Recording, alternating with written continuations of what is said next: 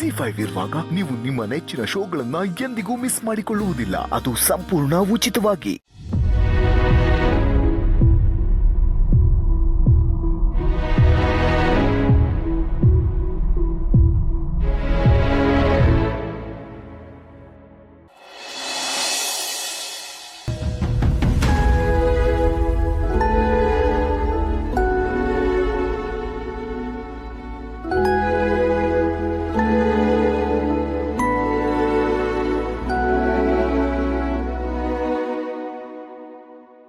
Good morning ಚಿನ್ನವರಿ.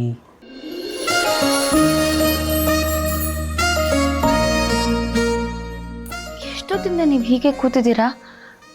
ನಾನು ಒಳ ಮನಸ್ಸು ಹೇಳ್ತಿತ್ತು ನೀವು ಈ ಥರ ಕೂತ್ಕೊಂಡು ನೋಡ್ತಿರ್ತೀರಾ ಅಂತ. ಹಾಗೆ ಕೂತಿದ್ದೀರಾ ನೋಡಿ. ಅಂದರೆ ನೀವು ನನ್ನನ್ನು ತುಂಬ ಚೆನ್ನಾಗಿ ಅರ್ಥ ಮಾಡ್ಕೊಂಡಿದ್ದೀರಾ ಅಂತ ಅರ್ಥ. ಎಲ್ಲಿ ತಗೊಳ್ಳಿ ಕಾಫಿ. ಅಯ್ಯೋ, ನೀವು ಯಾಕೆ ಮಾಡ್ಕೊಂಡು ಬರಕ್ಕೆ ಹೋದ್ರಿ? ಎಪ್ಸಿದ್ರೆ ನಾನೇ ಮಾಡ್ಕೋತಾ ಇರಲಿಲ್ವಾ? ಇವಿಷ್ಟು ಸೊಗಸಾಗಿ ಮಲ್ಕೊಂಡಿದ್ರೆ ಎಬ್ಸಕ್ಕೆ ನನಗೆ ಹೇಗೆ ಮನ್ಸು ಬರುತ್ತೆ ಹೇಳಿ? ಅದೇ ಮತ್ತೆ, ನೀವು ಮಾತ್ರ ಬೆಳಗ್ಗೆ ಬೇಗ ಎದ್ಬಿಡಿ, ನನ್ನ ಮಾತ್ರ ಎಬ್ಸ್ಬೇಡಿ. ಈಗ ನೀವು ಬೆಳಗ್ಗೆ ಬೇಗ ಎದ್ದು ಮಾಡೋಕ್ಕಾದ್ರೆ ಏನಿದೆ, ನಾನಿದ್ದೀನಲ್ವಾ, ನಾನು ನೋಡ್ಕೊತೀನಿ. ನೀವೊಬ್ಬರೇ ನೋಡ್ಕೊಂಡ್ಬಿಟ್ರೆ ನಾನೇನು ಮಾಡ್ಬೇಕು ಹೇಳಿ? ನಾನು ಎಲ್ಲ ಕೆಲಸ ಮಾಡ್ಬೇಕು ತಾನೆ. ಇರಿ, ನಾನು ತಿಂಡಿ ರೆಡಿ ಮಾಡ್ತೀನಿ.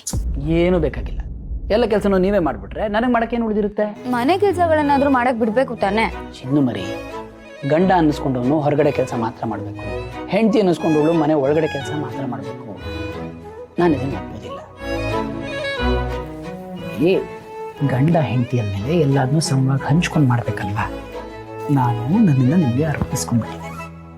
ಹೀಗೆಲ್ಲ ಹೇಳ್ಬಿಟ್ಟು ನನ್ನ ಕಟ್ಟಾಕ್ಸ್ಬಿಡೋದು. ಕಟ್ಟಾಕ್ಸೋದು ನಾನು, ನೀವು ನನ್ನ ಕಟ್ಟಾಕಿರೋದು. ಸರಿ ಸರಿ, ಬೇಗ ಕಾಫಿ ಕುಡೀರಿ. ರೆಡಿ ಆಗ್ಬಿಟ್ಟು ಬನ್ನಿ. ಹಾಗೆ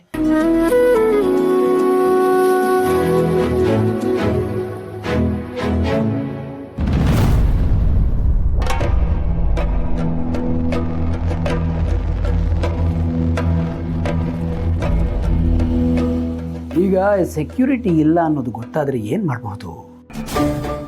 ಸ್ವಲ್ಪ ಹೊತ್ತಲ್ಲೇ ಗೊತ್ತಾಗತ್ತಲ್ಲ, ನೋಡೋಣ.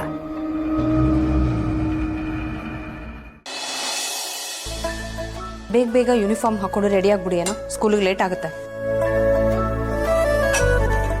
ಮೊಸರಾಕ್ಲಾ? ಏನೇ ಈ ಉಪ್ಪಿಟ್ಟು ತಿಂದ್ರೆ ಬೆಳಿಗ್ಗೆ ಮೂಡ್ ಹಾಳಾಗೋಗುತ್ತೆ. ನೀವೊಂದು ಕೆಲಸ ಮಾಡ್ರಿ, ಹಿಂದಿನ ದಿನ ರಾತ್ರಿ ನಂಗೊಂದು ಲಿಸ್ಟ್ ಹಾಕ್ಬಿಡಿ, ನಾಳೆ ಏನು ಮಾಡ್ಕೊಡ್ಬೇಕು ಅಂತ. ದೋಸೆಗೆ ಚಟ್ನಿ ಮಾಡಿದ್ರೆ ಇವತ್ತು ಪಲ್ಯ ಯಾಕೆ ಮಾಡಿಲ್ಲ ಅಂತೀರಾ, ಚಪಾತಿ ಮಾಡಿದ್ರೆ ಇವತ್ತು ಇಡ್ಲಿ ಮಾಡಬೇಕಿತ್ತು ಅಂತೀರಾ. ಒಂದು ದಿನನಾದರೂ ಏನಾದರೂ ಹೇಳ್ದೆ ತಿಂಡಿ ತಿನ್ನಕ್ಕಾಗದೇ ಇಲ್ವಾ ನಿಮಗೆ? ಓಹೋ, ಏನೇ ಉಪ್ಪಿಟ್ಟು ಯಾಕೆ ಮಾಡಿದ್ಯಾ ಅಂತ ಕೇಳಿದ್ರೆ ಹೊಡೆಯೋಕೆ ಬರ್ತಿಲ್ಲ. ಅಪ್ಪ, ಅಮ್ಮಂಗೆ ಉಪ್ಪಿಟ್ಟು ಮಾಡಕ್ಕೆ ನಾನೇ ಹೇಳಿದ್ದು. ಈ ವಾರದಲ್ಲಿ ಉಪ್ಪಿಟ್ಟೆ ಮಾಡಿಲ್ವಲ್ಲ, ಅದಕ್ಕೆ. ಓಹೋ, ತಿನ್ನು ತಿನ್ನು. ಮಾವ ಬನ್ನಿ.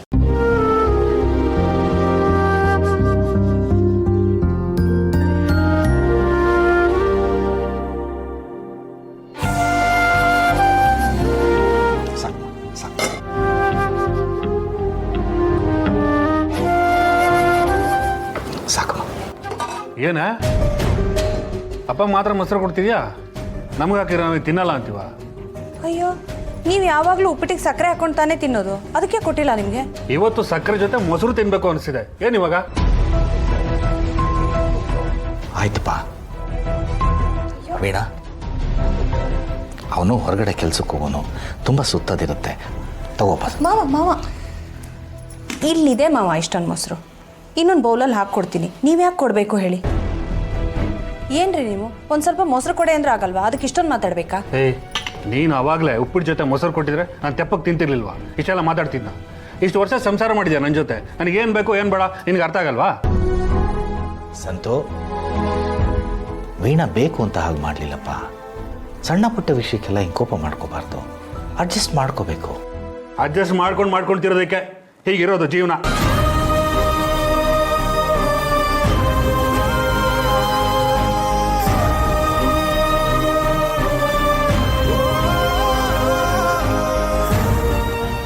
ಮಾವ ಏನಾಯ್ತು? ಏನಿಲ್ಲಮ್ಮ, ಅದು ಆ ಪೇಪರ್ ಓದ್ತಾ ರೂಮಲ್ಲಿ ನಾನು ತಿಂತೀನಿ. ಮಾವ ಪೇಪರ್ ಇಲ್ಲೇ ತಂದ್ಕೊಡ್ತೀನಿ. ಇಲ್ಲ ಪರವಾಗಿಲ್ಲಮ್ಮ. ಯಾಕೆ ಮಾವ?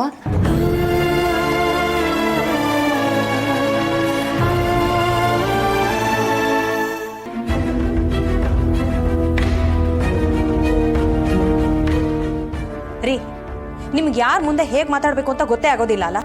ಮಾವನ ಮುಂದೆ ಹೀಗ ಮಾತಾಡೋದು. ಇಷ್ಟಕ್ಕೂ ಅವ್ರೇನು ಬಿಟ್ಟು ಕೂತ್ಕೊಂಡು ತಿಂತಾ ಇಲ್ಲ ರೀ, ದುಡ್ಡು ತಂದೆ ತಿಂತಾ ಇದ್ದಾರೆ. ಅವ್ರು ದುಡಿಯೋ ಕಾಲದಲ್ಲಿ ಅವ್ರು ಸ್ವಲ್ಪ ಅಡ್ಜಸ್ಟ್ ಮಾಡ್ಕೊಡಿದ್ದಕ್ಕೆ ನೀವಿವಾಗ ಹೀಗೆ ಕೂತ್ಕೊಂಡು ಹೊಟ್ಟೆ ತುಂಬ ತಿಂತಿರೋದು, ಅರ್ಥ ಮಾಡ್ಕೊಳ್ಳಿ. ನೀನು ಬಾಯಿ ಮುಚ್ಕೊಂಡು ಸುಮ್ಮನೆ ಇದ್ರೆ ಸರಿ. ಇತ್ತೀಚೆಗೆ ಭಾಳ ಮಾತಾಡೋದು ಕಲ್ತಿದ್ಯಾ ನೀನು. ಈ ಮನೆಯಲ್ಲಿ ದುಡಿದು ತಿನ್ನೋರಕ್ಕಿಂತ ಕೂತ್ಕೊಂಡು ತಿನ್ನೋರಿಗೆ ಬೆಲೆ ಜಾಸ್ತಿ. ಅದೇನು ಮಾಡ್ತೀರೋ ಮಾಡ್ಕೊಳ್ಳಿ, ನಾನು ನೋಡ್ತೀನಿ. ಮನೆಯಲ್ಲಿ ನೆಮ್ಮದಿರ ಇದ್ದವರಾಗಿದೆ.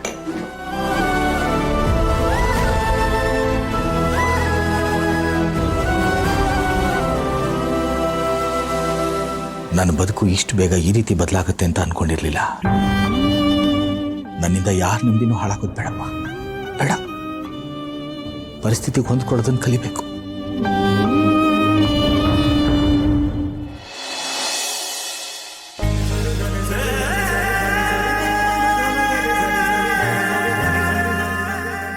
ಶಾಸ್ತ್ರಿಗಳೇ, ಜಾತಕ ಮನೆಗೆ ತೊಗೊಂಡೋಗಿ ನೋಡ್ಕೊಂಬಂದು ಹೇಳ್ತೀನಿ ಅಂತ ಹೇಳಿದ್ರಿ. ವಿಷಯ ಏನು ಗೊತ್ತಾಗಲಿಲ್ಲ, ಅದಕ್ಕೆ ನಿಮ್ಮನ್ನೇ ಕರ್ತಿದ್ದೀವಿ. ಅದ್ರ ಬಗ್ಗೆನೇ ಮಾತಾಡೋಣ ಅಂತ ಬಂದೆ ಗೌಡ. ಅವರಿಬ್ಬರು ಜಾತಕ ಅದ್ಭುತವಾಗಿದೆ. ಇವರಿಬ್ಬರು ಮದುವೆ ಆದರೆ ಆನಂದವಾಗಿರ್ತಾರೆ.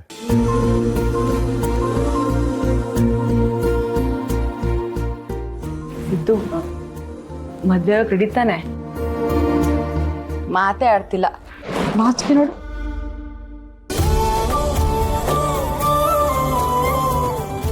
ಹಾಗಾದ್ರೆ ಮದುವೆಗೆ ಒಂದು ಒಳ್ಳೆ ಡೇಟ್ ನೋಡಿ ಶಾಸ್ತ್ರಿಗಳೇ. ಅದು ಎಲೆಕ್ಷನ್ ಮುಂಚೆ ನಡೆಯೋ ಥರ ಇರಬೇಕು. ಯಾಕೆಂದರೆ ಸೆಪ್ಟೆಂಬರಲ್ಲಿ ಎಲೆಕ್ಷನ್ ಬರ್ತಾ ಇದೆ ಅಂತ ಗೊತ್ತಾಗಿದೆ. ಅದಕ್ಕಿಂತ ಮುಂಚೆ ಈ ಮದುವೆ ನಡೆದ್ಬಿಟ್ರೆ ನಮ್ಗೆಲ್ಲರಿಗೂ ಸಮಾಧಾನ. ಅಷ್ಟರೊಳಗೆ ಯಾವುದಾದ್ರು ಒಳ್ಳೆ ಮುಹೂರ್ತ ಇದೆಯಾ ನೋಡಿ ಹೇಳಿ.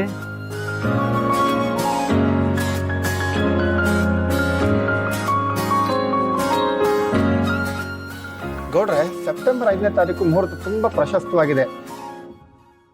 ಆ ಮುಹೂರ್ತದಲ್ಲಿ ಇವರಿಬ್ಬರು ಮದುವೆ ಆದರೆ ಆನಂದವಾಗಿರ್ತಾರೆ. ನಿಮ್ಗೆ ಅಭ್ಯಂತರ ಇಲ್ಲ ಅಂತಂದರೆ ಅದೇ ಮುಹೂರ್ತದಲ್ಲಿ ಮದುವೆ ಇಟ್ಕೊಳ್ಳೋಣ, ಏನಂತೀರಿ?